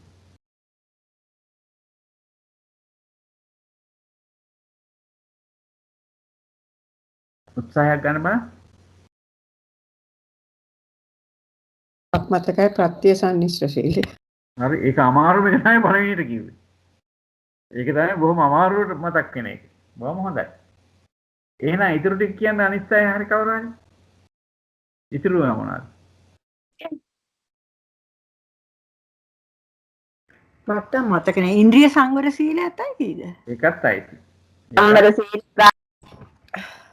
කියන්නේ මොකද්ද කිව්වේ මම ඇහුන්නේ නැහැ හරියට. ඇහිලා මේ ගන්න බෑ. නෑ මේ වෙන එකක් නේද කතාව. හොඳයි. එතෙන්දී ආජීව පාරිශුද්ධ සීල ඒකත් හරි. ඒක දැන් තුනක්ම කිව්වා. තව එකයි අඩු. තුනක් කිව්වා. ප්‍රත්‍ය සංනිශ්චිත සීලේ මුලින්ම කිව්වා. ඊට පස්සේ කිව්වා ඉන්ද්‍රිය සංවර සීලය කිව්වා. ඊට පස්සේ කිව්වා මොකද්ද? ආජීව පාරිශුද්ධ සීලය. තව එකක් අඩුයි. චතුනේ මේ. ඒ මොකද්ද? ප්‍රාතිමෝක්ෂ සංවර සීලය. සීලය. ඒක තමයි පළවෙනි තියෙන්න ඕනේ. ප්‍රාතිමෝක්ෂ සංවර සීලය ප්‍රතිමෝක්ෂ සංවර සීලය. අන්න හරි. මතක් කරන්න උත්සාහ කරනකොට මතක් වෙන්නේ අන්තිම එක මට. ඒක අමාරු එක මතක් වුණේ. මම තුන්වෙනි එක මතක් වුණේ නේ. එතකොට ප්‍රාතිමෝක්ෂ සංවර සීලය තමයි පළවෙනිම සීලය හැටියට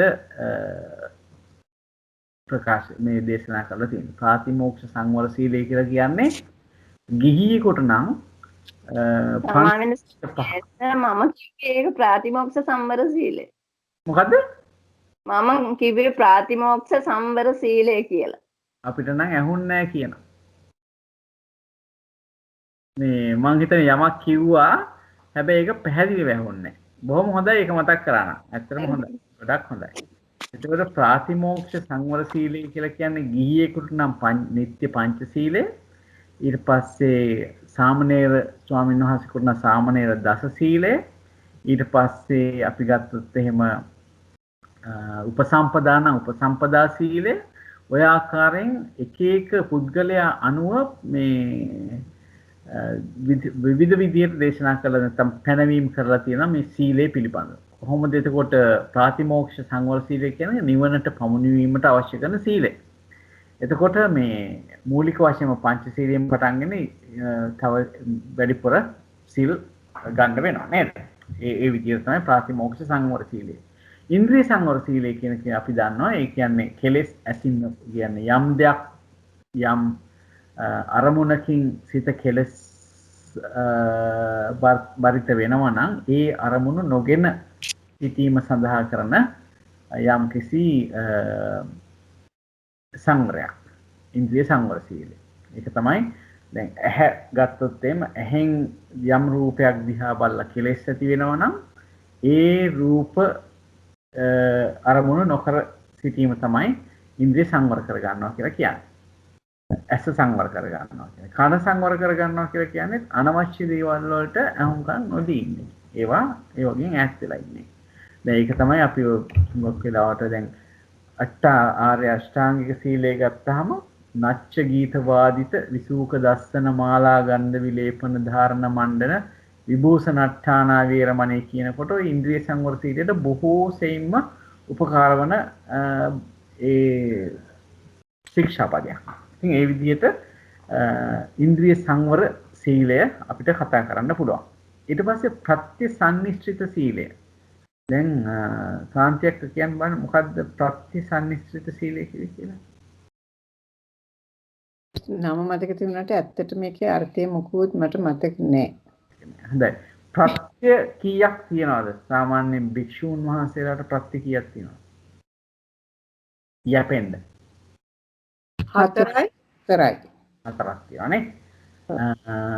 එමවල පින්ඩපාත චීවර සේනාසන ගිලාන ප්‍රත්‍ය. අන්න එහෙමනම් ප්‍රත්‍යසන්නිශ්චිත සීලය කියලා කියන්නේ මම හිතන්නේ ඒක අර විඥානුකූලව එහෙමත් නැත්නම් ඒ ප්‍රයෝජනේ සලකලා මයික්යක් වන්නලා තියෙන සද්දයක් එනවා.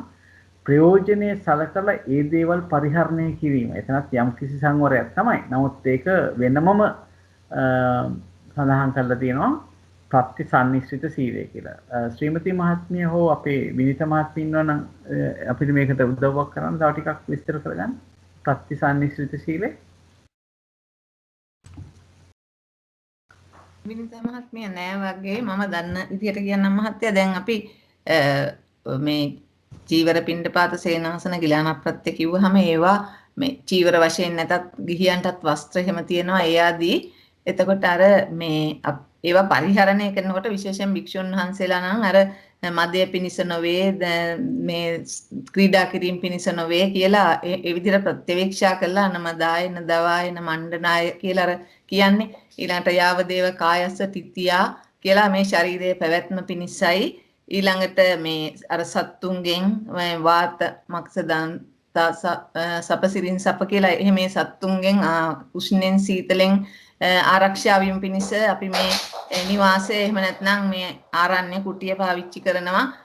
ඊළඟට මේක මේ අපි පාවිච්චි කරන්න පෙර මේක ඊටාම් පිරිසිදුව හොඳට තිබුණා පාවිච්චි කිරීමේදී අපේ ශරීරයේ ස්පර්ශ වීම නිසා පිරිසිදු වෙනවා කියලා ඒ ආදී වශයෙන් ප්‍රත්‍යවේක්ෂාවෙන් යුතුව නිවාස කුටි ඒවටත් ඊළඟට ඇඳුම් පැළඳුම් වලටත් ඒ ගාවට සේනාසන චීවර පිණ්ඩපාතය ගන්නකොට අපි දන්නවා ඒක හැමෝම දන්නවා අපි සිල් ගත්තාමත් කරනවා ගිලාන ප්‍රත්‍යත් තමන්ගේ රෝගයෙන් ඒ දුක් විඳීමෙන් නිදුක් වීම පිණිස වේවා කියලා හිතාගෙන මේක මේ ක්‍රීඩා කිරීමට ශක්තිය වැඩි වීමට ඒ ආකාරයට නෙමෙයි කියලා ඒ හතර අවස්ථාවෙම ප්‍රත්‍යවේක්ෂාවෙන් ගන්න කියන එක තමයි දන්නේ. ප්‍රතිසන්නිස්සිත සීලය වෙන්නේ ඒකයි නේද? ඔව් ඔව්. හරි බොම් පින් එක මතක් කරලා දුන්නට ඊට පස්සේ අවසාන එක තමයි ආජීව පාරිශුද්ධ සීලය කියන එක නේද? ඒතර ආජීව පාරිශුද්ධ සීලය කියන බුදුරජාණන් වහන්සේ යම් දේවල් යම් කොහොමද ඒකට කියන්නේ යම් පැවතුම් නිග්‍රහ කරලා තියෙනවා. ඒවා මේ කියලා තියෙනවා තිරස්චාන විද්‍යා කියලා. ඒ කියන්නේ ඔය මගුල් කපුකම් කරන ඒවා, පණිවිඩ ගෙනියන ඒවා, රජ්‍යවරුන්ට ඊට පස්සේ නිමිති කියන ඒවා, ඒ වගේ දේවල් භික්ෂුන් වහන්සේලාට පනවලා තියෙනවා. ඒවා මේ තිරස්චාන දේවල් කියලා. කේන්දර බලන ඒවා, ඒ වගේ දේවල්. කියන්නේ ග්‍රහචාර බලන ඒවා, ඒ වගේ දේවල්.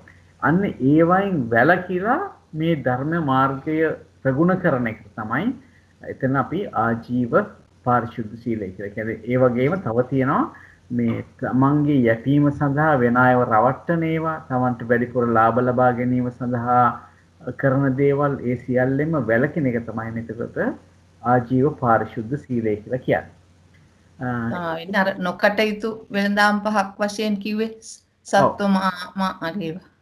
ඒවත් යනවා නේද? ඒක තමයි. ඒවා ඊට පස්සේ අර නේමිත්තකා ඒවා භික්ෂුන් වහන්සේලා ඔව් ඒකේ ඒ වගේ වැළකීලා ඉන්න කියලා දෙන ඒවා ආජීව පාරිශුද්ධ සීලයට අයිති වෙනවා. ඊළඟට ඒකින් පිරිසිදු වෙලා තමයි මේ විදිහට විදර්ශනා වඩන්න කියලා කියන්නේ. පළමු කොටම චතුපාරිශුද්ධ සීලයෙන් පිරිසිදු වෙන්න කියලා කියනවා. එතකොට එයි එහෙම කියන්නේ සිල්වත් මහණහට කර්මස්ථාන භාවනාව සමෘද්ධවන හේතු. ඒ කියන්නේ ඇත්තම මෙතෙන්දි මතක් වෙන දේ තමයි අර සීලේ පතිට්ඨාය නරෝ සපඤ්ඤෝ චිත්තං පඤ්ඤංච භාවයන් කියනවා නේද? එතකොට සීලේ පතිට්ඨාය නරෝ සපඤ්ඤෝ ප්‍රඥාව සහිත පුද්ගලයා සීලේ පිහිටලා එතන සීලය කියනකොට මේ චතු පාරිශුද්ධ සීලේම ගන්න වෙනවා. ඒ සීලේ පතිට්ඨාය නරෝ සපඤ්ඤෝ චිත්තං පඤ්ඤංච භාවය. සිතත් ප්‍රඥාවත් වඩනවා.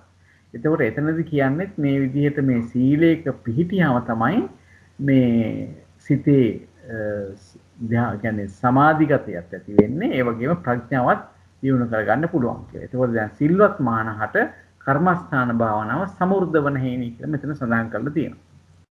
එතකොට මෙසේ පිරිසිදු වූ සිල්ලති මහණව විසින් චතුපාරිශුද්ධ සීලයේ මනාකොට පිහිටා ආවාස ආදී වූ පූර්ව පරිරෝධයන් සිඳහල යුතුය.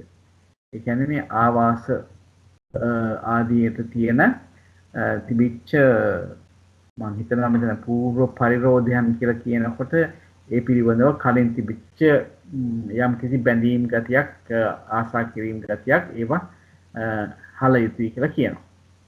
ඊළඟට ඉක්බිතිව දික්කු කෙස්සාදී වූ අපර පරිරෝධයන් දුරු කටයුතුයි කියලා කියනවා. මම හිතන්නේ මේ ආවාසාදී වූ පූර්ව පරිරෝධයන් කියලා කියන්නේ ගෙවල් වල ඉන්නකොට ගිහි ගෙයින් පිටත් වෙනවා කියන එක උනත් ගන්න පුළුවන් කියලා කියන ගෙදරකට ගිහි ජීවිතයෙන් අයින් වෙන එක වගේ කියලා හිතන්න පුළුවන් කමක් තියෙනවා. ඒක පෙර අතහැරිය යුතු ආවාසාදී වූ පෙර අතහරින්න ඕනේ. ඊළඟට අපර පරිරෝධයන් කියලා කිව්වොත් එතන අපර පරිරෝධයන් හැටියට මේ කෙස් ආදී වූ දේවල් සිඳලා කියන්නේ ඉස මොඩු කරගෙන මේ වගේ මෙසේ සිඳ පියන ලද පරිබෝධ ඇති මහණව විසින් ධාතු මානසිකාර කර්මස්ථානයේ උගන ගත යුතුයි කියන මෙන්න මේ විදිහේ පරිබෝධ අයින් කරපු මහණ විසින් කළ යුතු දෙයක් තමයි මේ ධාතු මානසිකාරය ඉගෙන ගැනීම. ඉගෙනගෙන කළ යුතු දෙයක්. මේ ධාතු මනසිකාර කර්මස්ථානයේ උගන්වන්නා වූ ආචාර්යයන් වහන්සේ විසින්ද සත්වදෑරුම් වූ උද්ඝාන කෞශල්‍යයේද දසවදෑරුම් වූ මනස්කාර කෞශල්‍යයේද ඇස්විය යුතුය. මේ උගන්වන ස්වාමින් වහන්සේ කියන්න ඕනේ මේ සත්වදෑරුම් උද්ඝාන කියලා කියන්නේ මේ ඉගෙන ගැනීම පිළිබඳව මේ දක්ෂතාවය. ඊළඟට දසවදෑරුම් මානසිකාර කෞශල්‍ය. කොහොමද මේක මානසිකාරය කරන්න කියලා ආකාර 10ක් විදිහට ඒ පුරුදු වෙන එකනට අස්තවන්න ඕනේ කියලා දෙන්න ඕනේ. අතවැත්ත විදිහින්ද ඒක මේ මාර්ගයේ දැන් වඩන්න යන මානසිකාරය කරන්න යන අය විසින්ද ආචාර්යයන් වහන්සේගේ සමීපෙහි නොඑක් පර හැදෑරීම කොට ගැටලු තැන් රහිත වූවක් උද අභ්‍යාස වූවක් උද කොට කමඨහන වැඩි යුතුයි. ඒ කියන්නේ ඒ ආචාර්ය වහන්සේ සමීපෙහි මේවා හදාරලා ගැටලු තැන් විසඳගෙන ඒක පුහුණු කිරීමක් කරන්න ඕනේ කියන එක මෙතෙන් සඳහන් කරනවා. තවද මේ මහානහු විසින් අත්‍යාසන්තත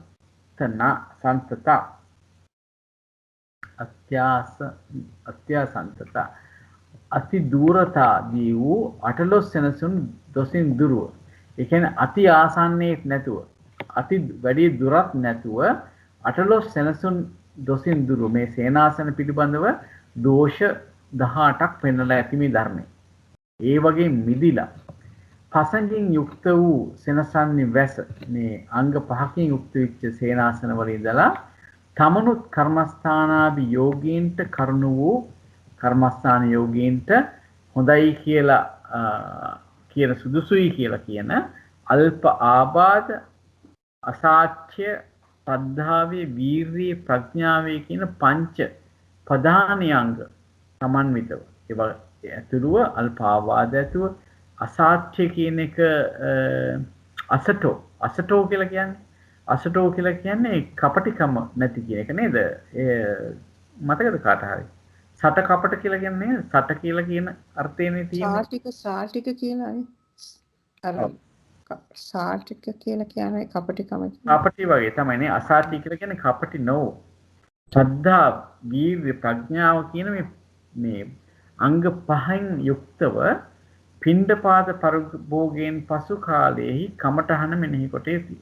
පිණ්ඩපාතේ ගිහිල්ලා ඊට පස්සේ ඒකෙන් පසු කාලයේදී කියන්නේ පිණ්ඩපාතේ ඉවර වෙලා මෙන්න මේ කමඨහන මෙනෙහි කළ යුතුයි කියලා කියනවා. මේ දවස්වල බොහෝ විට එක ආහාර වේලකින් තමයි බුදුරජාණන් වහන්සේ කාලේ බොහෝ භික්ෂුන් වහන්සේලා යපුනේ. ඉතින් ඒ බුද්ධෙන්ම පිණ්ඩපාතේ ගිහිල්ලා ආහාරය ලබාගෙන ඇවිල්ලා තමන්ගේ බණ භාවනාවල යෙදුණා. මේ විදිහට තමයි මේක සඳහන් කරලා තියෙන්නේ. කමඨහන මෙනෙහි කරන්නා වූ මහණහු විසින් වර්ණය සංස්ථානේ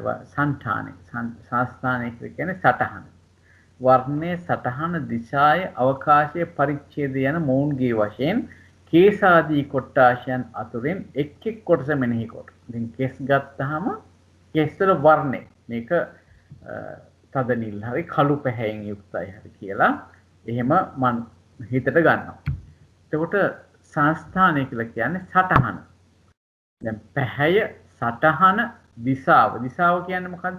දිශාව කියන්නේ ශරීරයේ උඩ කොටසේ තියෙන අවකාශය. අවකාශය කියලා තියෙන්නේ මේ සමාවෙන්න සර්. ඔය කියන්නේ සප්තවිධ උග්ඝහ කෞශල්‍ය කියලා තියෙනවනේ. වචනයෙන්, සිතින්, මතකයෙන්, සටහනින්, වර්ණයෙන් ඒ හත තමයි ඔය විග්‍රහ කරන්නේ. සප්තවිධ මොකක්ද ඒකට කිව්වේ? සප්තවිධ උග්ඝහ කෞශල්‍ය. උග්ඝහ ඉගෙන ගන්න මේ ක්‍රම 7ක් ගැන කියන්නේ නේද? ඒකෙන් තමයි මේ මා කලින් කිව්වේ මොකද්ද? මානසිකාර කෞශල්‍යයි මේ උද්ඝහ කෞශල්‍යයි කියන දෙක. අර 10 තියෙන්නේ මානසිකාර කෞශල්‍ය. හරි. 10 තියෙන්නේ මානසිකාර කෞශල්‍ය. මේක තමයි උද්ඝහ කෞශල්‍ය කියන්නේ නේද? හොඳයි බොහොම පිට. වර්ණයේ සටහන දිශාව අවකාශය පරිච්ඡේදය යන මෝන්ගේ වශයෙන් කේසාදී කොට්ටාශයන් අතරින් එක් එක් කොටස මෙනෙහි කොට අවසානයේහි ධාතු මනසිකාර වශයෙන් මෙසේද මෙනෙහි කටයුතුයි. කොහොමද? මේ කෙස් හුනම් හිස් කබල වසා සිටි සමෙහි හටගත්ත. කෙස් තියෙන්නේ කොහෙද? හිස් කබල වහගෙන ඉන්න හැමේ.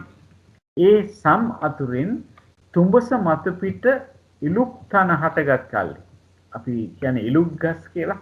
ඒ කියන්නේ හුඹහ උඩ ඒ ඉලුක් වගේ ගස් හටගත්තා වගේ තුඹස් මත තෙමේ මා කෙරේ ඉලුක් තන හටගත්තයි යම්සේ නොදනීද. දැන් හුඹහක් උඩ පැලයක් මොනවා හරි තනකොළ පැලයක් හැදුනාම හුඹහ දන්නේ නැහැ තනකොළ පැලයක් හැදුනායි කියලා. අන්න ඒ වගේ. හරි. ඉලුක් තන දන්නේත් නැහැ අපි හුඹහ උඩ ඉන්නවායි කියලා. එතකොට හුඹහ දන්නේ නැහැ තමාගේ මත මේ ඉලුක් පැලයක් පැලුණායි කියලා.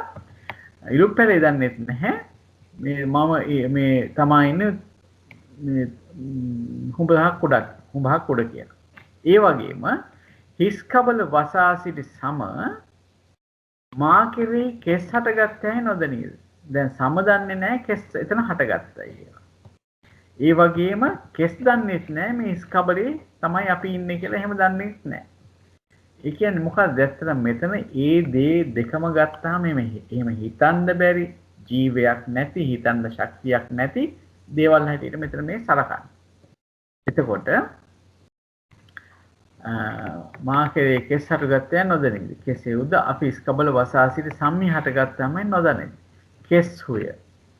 ස්කබල වසා සිටි සමයයි යන නම් ලද ඒ නිස්සත්ත්‍ය නිජීව ස්වභාවය ඕනෝන් මෙනෙහි කිරීම විමසීම නැත්තා. දැන් ඒ හිස්කබලත් කෙසුත් කියන එක නිස්සත්ත්‍ය නිජීව ස්වභාවයම තියෙන හින්දා ඒ විදිහට මේ මෙනෙහි කිරීම විමසීමක් නැති බව එතන ප්‍රකට කරගන්නවා ඒ විදිහට හිතනකොට. කෙස් දන්නේ හැම මත ඉන්නවා කියලා හැම දන්නේ තමාගේ මත කෙස් ඉන්නවා කියලා.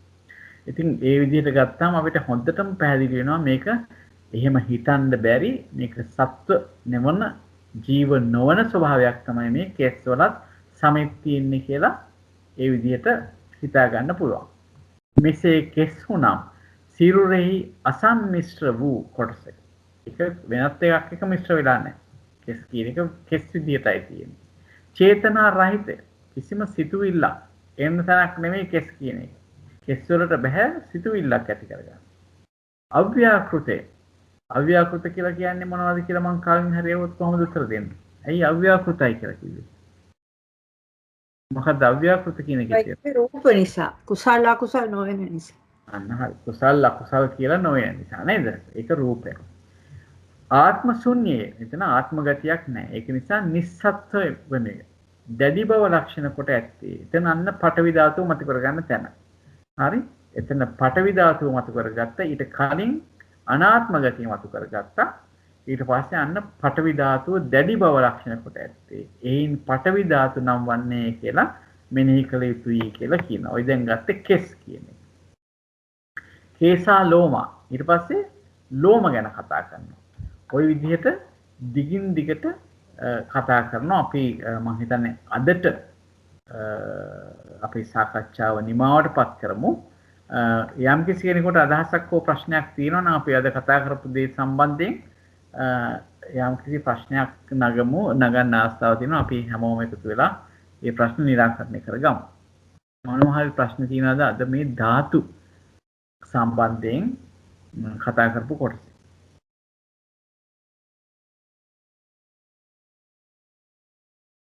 හොඳයි ප්‍රශ්න නැහැ වගේ නේද? එතකොට මම ප්‍රශ්නයක් අහුවොත් ධාතු කියලා කියන්නේ ඇයි? මට හිතුණා යම් කිසි දෙයක මූල ස්වභාවය කියලා ධාතු කියන්නේ. ඔව්. තව කිව්වොත් සත්පුද්ගල නොවන බැවින්. සත්පුද්ගලයන් ශූන්‍ය බැවින්. සත්පුද්ගලයන්ගේ ශූන්‍ය බැවින්. එතකොට දැන් අපි තවත් මතක් කරා ශූන්‍යයි කියලා කියනකොට අපි නිතරම යම් දෙයකින් ශූන්‍ය නිසායි ශූන්‍ය කියන්නේ නේද? කිසිවක් නැහැ කියන අර්ථයෙන් නෙවෙයි කියලාත් මතක් කරානේ. ඒකත් හොඳට මතක තියාගමු. මොකද ඒ විදිහට අර්ථ දැක්වෙන තැන් තියෙනවා. අපිට ඇහෙන්න ලැබෙනවා. ඒක නිසා ශූන්‍ය කියන එකත් අපි හොඳින් බලාගමු. ඒකට මම පොඩි උදාහරණයකුත් ගෙනල්ලා පෙන්නන්නම්. මොකද ඒකත් හරි වටිනවා. මම පෙන්නනවා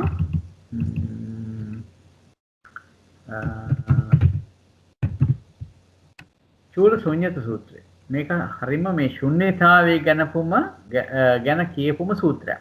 හරි? මේකෙදි බලන්න ශුන්‍යතාවය ගැන කොහොමද කියන්නේ කියලා. හරි? මම මේ සම්පූර්ණ විස්තරය නෙවෙයි මම කියන්නේ. හරි?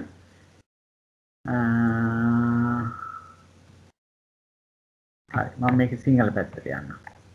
කොහොමද සිංහල පැත්තට යන්නේ?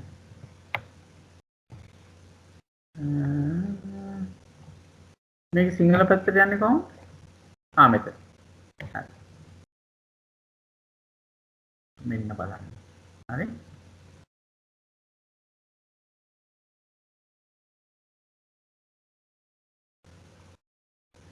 මේ තියෙනවා. ආනන්දය ඒකාන්තයෙන් තොපගේ තෙර මෙහෙමයි කියන්නේ. අපෝඩ මේ ආනන්ද හඳුරෝ ප්‍රශ්නයක් අහන බුදුරජාන් වහන්සේගේ. මොකක්ද අහන්නේ? වහන්සේ එක් සමයක භාග්‍යවතුන් වහන්සේ ශාක්‍ය ජනපදයේ ශාක්‍යයන්ගේ නාගරක නම් නියම් ගමේ වැඩවසන සේක. වහන්සේ එහිදී මා විසින් භාග්‍යවතුන් වහන්සේ හමුවේදී ආනන්දේ මම දැන් ශුන්‍යතා විහාරයෙන් බහුල කොට වෙසෙමි අසන ලදී. බුදුහාමුදුරුවෝ කියලා තිනවා ආනන්ද හාමුදුරන්ට බුදුරජාන් වහන්සේ ශුන්‍යතා විහාරයෙන් බහුල කොට වෙසෙනවා කියලා තියෙනවා. ඉතින් මෙතනදී ආනන්ද හාමුදුරුවෝ අහනවා වහන්ස කිම මාගේ ඒ ඇසීම සුතය වේද සුශ්‍රුත වේද ඒ ඇහුවදේ හරිද නිවැරදි දෙයක්ද මම මේ ඇහුවේ මේ කියලා අහනවා. ඒකට මේ මනාවකට මම ඒක හොඳින් අහගෙන හිටියද කියන වගේ අහනවා. එතකොට කියනවා ආනන්දේ ඒකාන්තයෙන්ම තොපගේ තෙල ඇසීම සුශ්‍රුත වේ. සුග්‍රහිත වේ. මනාවකට මෙනෙහි කරන ලද වේ. මොනවට විමසන ලද වේ.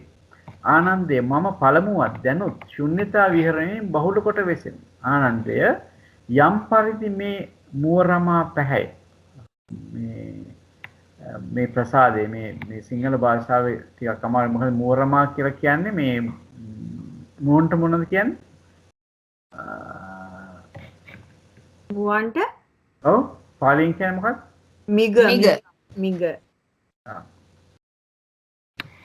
මේ ප්‍රසාදේ මේ ඇත් ගව අස් වෙලඹුන්ගෙන් ශූන්‍ය වේද. දැන් බලන්න මේ තම බුදුරජාන් වහන්සේ ඉන්න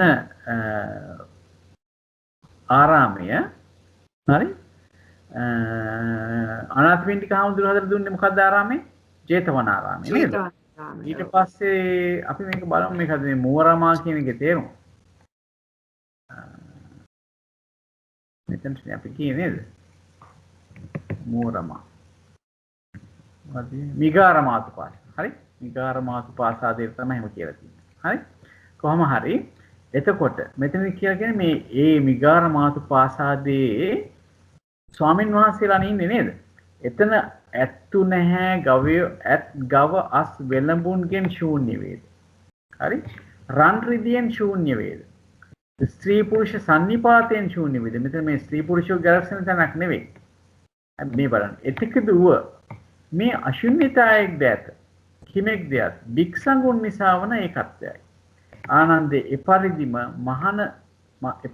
මහන ගාම සංඥා මෙනෙහි නොකොට මනුස්ස සංඥා මෙනෙහි නොකොට අරඤ්‍ය සංඥා වනේ සංඥා මෙනෙහි පිණිස අරඤ්‍ය සංඥා පිණිස ඒකත්වයක් මෙනෙහි කරේද ඒ මහණහුගේ අරඤ්‍ය සංඥාහි සිත දිවේ පහදී මොනවට බැසගනි. ඒ මහණ මෙසේ නුවණින් දන්නේ ගාම සංඥා නිසා යම් දර්ථ කෙනෙක් ඇද්ද ඔහු මෙහි නැත. මනුස්ස සංඥා නිසා යම් දර්ථ කෙනෙක් ඇද්ද ඔහු මෙහි නැත. එතෙක දුවද මේ දර්ථ මාත්‍රයක් ඇත. කිමෙක් දෙයක් අරඤ්‍ය සංඥා නිසා ඇතිවන ඒකත්වයයි. ඒ මහණ මේ ගාම සංඥාව පිළිබඳ මේ සංඥාගතේ ශූන්‍යයයි නුවණින් දන්නේ. මනුෂ්‍ය සංඥා පිළිබඳ මේ සංඥාගතේ ශූන්‍යයයි නුවණින් දන්නේ. එතෙක දුවද අශුන්‍යතාවයේද ඇත. කිමෙක් දෙයක් අරණ සංඥා නිසා වන ඒකත්වයයි කියා දන්නේ. මෙසේ එහි යමක් නැද්ද? මෙසේ එහි යමෙක් නැද්ද? එයින් මේ ශූන්‍යයයි මොනවට නුවණින් දන්නේ. යමෙක් එහි ඉතිරි වේද විද්‍යාමාන වන ඒ මේ අශුන්‍යතාවයේ ඇතැයි නුවණින් දන්නේ. ආනන්දේ මේනුදු ඒ මහානහට තෙල යථාභූත වූ අවිපර්යස්ත වූ පරිශුද්ධ වූ ශුන්‍යතාවක් ක්‍රාන්තියක් වේ. එතකොට මේක මම පොඩ්ඩක් මතක් කරේ ශුන්‍යයි කියනකොට දැන් මෙතනදි කියනවා මේ ආරාමය කියන එක ඇත්තුන්ගෙන් ගවයොන්ගෙන් අස්යොන්ගෙන් වෙළඹුන්ගෙන් ශුන්‍යයි. රන් රිදී වලින් ශුන්‍යයි. ස්ත්‍රී පුරුෂ මේ එකතු වීමෙන් ශුන්‍යයි. එහෙම රාශී වීමක් නැහැ. හැබැයි මෙතන අශුන්‍යතාවයකුත් තියෙනවා. ඒ මොකද්ද? මෙතන භික්ෂූන් වහන්සේලා ඉන්න හින්දා යම් කිසි භික්ෂූන් වහන්සේලාගෙන් ශුන්‍යයි කියන්න බෑනේ. අන්න ඒක නිසා එතනදී එතන ශුන්‍යයි කියලා කියන්න බෑ. නමුත් අර අනේ කලින් කියපු ඇද්ගව අස් රන් රිදී වලින් ශුන්‍යයි. ඒ වගේ කියන්න පුළුවන්. ඒතකොට දැන් මේ ශුන්‍යයි කියන එක නිතරම තව දෙයකට සාපේක්ෂවයි ශුන්‍යභාවය ගන්න කියන එකයි මතක් කරගත යුත්තේ. යම් කිසි දෙයකින් ශුන්‍යයි. නමුත් වෙනත් දෙයක් දැන් අපි ගත්තොත් මොනවාද? තියෙනවා කියලා කියන්නේ මොනවාද? සිත් 89යි. චෛතසික 52යි. රූප 28යි නිර්වාණය. ඔතනින් නැති දෙයක් තියෙනවද? ඔයින් තොර දෙයක් හොයාගන්න පුළුවන්ද? පුළුවන්ද හොයාගන්න? ඒ කියන්නේ ඒව නැති තැනක්ද? ඔව්. නෑ. ඒවා නැති තැනක් හොයාගන්න බෑනේ නේද? දැන් අපි හිතමුකෝ රහතන් වහන්සේ කෙනෙක් ඵල සමාපatti ඉන්නවයි කියලා. එතන මොනවද තියෙන්නේ? එතන කියන්න පුළුවන්ද ඒ සිත ශුන්‍යයි කියලා? බෑනේ ශුන්‍යයි කියන්න බෑ. ඒ සිතේ මොකක්ද අරමුණ? ඵලය මොකක් හරි ඒ ඵලයනේ. නිවන තමයි අරමුණ නේද? ඔව් නිවන තමයි අරමුණ. ඒ කියන්නේ එහෙම ශුන්‍යතාවයක් හොයාගන්න බෑ. නමුත් ශුන්‍යතාවය කියන එක දැන් අපි හිතුවොත් එහෙම රූපාවචර සිත් ඇති වෙනකොට කාමාවචර සියලු දෙයින්ම ශුන්‍යයි. අරූපාවචර සිතක් ඇති වෙන අවස්ථාවක් ගත්තොත් කාමාවචර රූපාවචර කියන සියලු දෙයින්ම ශුන්‍යයි. හැබැයි එතන රූපාවචර ධර්මයන්ගෙන් අශුන්‍ය බවක් තියෙනවා. දැන් ලෝකෝත්තර සිත් ගත්තොත් ලෞකික සිත් වලින් ශුන්‍යයි. ලෞකික අරමුණු වලින් ශුන්‍යයි. නමුත් එතන ලෝකෝත්තර අරමුණක් තියෙනවා. ඒකෙන් ශුන්‍ය වෙලා නැහැ. ඉතින් ඒ විදිහට මේ ශුන්‍යතාවය ගැන අන්න ඒ විදිහට හිතන්න ඕනේ. අපි හුඟක් වෙලාවට දැන් කාමච්ඡන්දේ නැති සිතක් ගත්තාම ඒක කාමච්ඡන්දයෙන් ශුන්‍යයි. කාමච්ඡන්දේ නැහැ. නමුත් ඒක වෙන දෙයක් තියෙනවා. වෙන දෙයක් තියෙනවා. ඒක ශ්‍රද්ධාවෙන් ශුන්‍ය වෙලා නැහැ ඒ සිත. ඒ වගේ වෙන දේවල් වලින් තියෙනවා. ඒක නිසා මේ ශුන්‍යතාවය කියන එකත් පොඩ්ඩක් ඉගෙන ගත යුතු තැනක් කියලා සාකච්ඡා කළ යුතු තැනක් තමයි මේ ශුන්‍යතාවය කියන එක. ඒකයි එතකොට ධාතු කියලා ගන්නකොට දැන් පඨවි ධාතුව කියන එක ගත්තාම සත්ත්ව පුද්ගල භාවයෙන් ශුන්‍යයි. තද ගතියෙන් ශුන්‍යයිද? තද ගතිය තියෙනවා. ගතිය තියෙනවා. ඒකටම තමයි පඨවි කියලා කියන්නේ. තද ගතිය තමයි පඨවි කියන්නේ. ඉතින් ඒ වගේ ඒම පොඩ්ඩක් අපිට හිතන්න පැති ටිකක් තියෙන බවක් තමයි තේරෙන්නේ. හොඳයි. එහෙමනම් අපි අදට සාකච්ඡාව නිමා කරමු. අපි ෂෙයා කරන එකත් නවත්තමු. අපි දෙවියන් අපි අද දවසට සාකච්ඡාව නිමා කරමු. දෙවියන්ට පින් දීලා. ආකාසට්ඨා ච බුම්මට්ඨා දේවා නාග මහිද්దికා පුඤ්ඤන්තං අනුමෝදිත්වා චිරං රක්칸තු ශාසනං චිරං රක්칸තු දේශනං චිරං රක්칸තු ත්වං සදා ධම්මේ ඥාතිනං හෝතු සුඛිතා හොන්තු ඥාතයෝ ධම්මේ ඥාතිනං හෝතු සුඛිතා හොන්තු ඥාතයෝ ධම්මේ ඥාතිනං හෝතු සුඛිතා හොන්තු ඥාතයෝ ඉමිනා පුඤ්ඤ කම්මේන මා මේ බාල සමාගමෝ සතං සමාගමෝ හෝතු යාව නිබ්බානපත්තියා ඉදම්මේ පුඤ්ඤ කම්මං ආසවක්ඛයා වහං හෝතු ඉදම්මේ පුඤ්ඤ කම්මං ආසවක්ඛයා වහං හෝතු ඉදම්මේ පුඤ්ඤ කම්මං ආසවක්ඛයා වහං හෝතු සබ්බ දුක්ඛා පමුච්ඡතු සාදු සාදු සාදු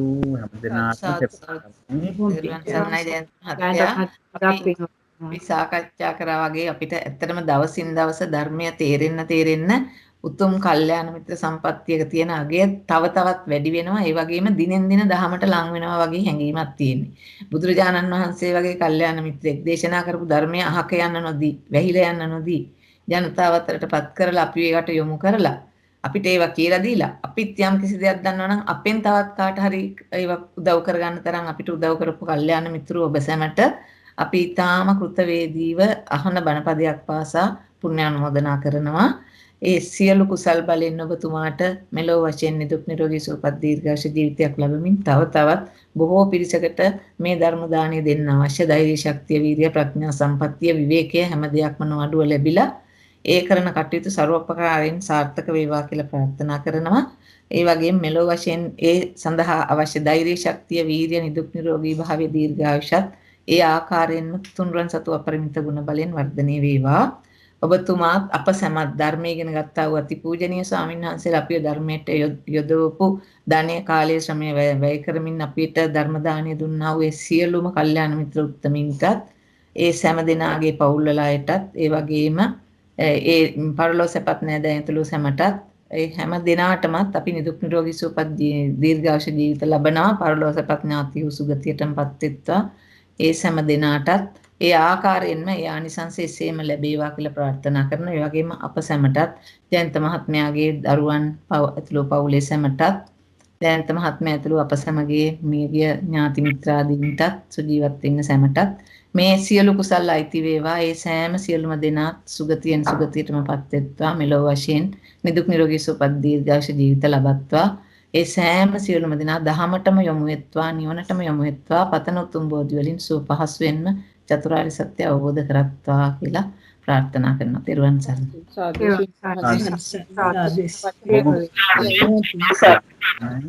ජයන්ත මහත්මයාට සියලු දෙනාට බොහොම පින් තෙරුවන් සරණයි. සිද්ධ වේවා ජයන්ත මහත්තයා හැම දිනකටම තෙරුවන් සරණයි.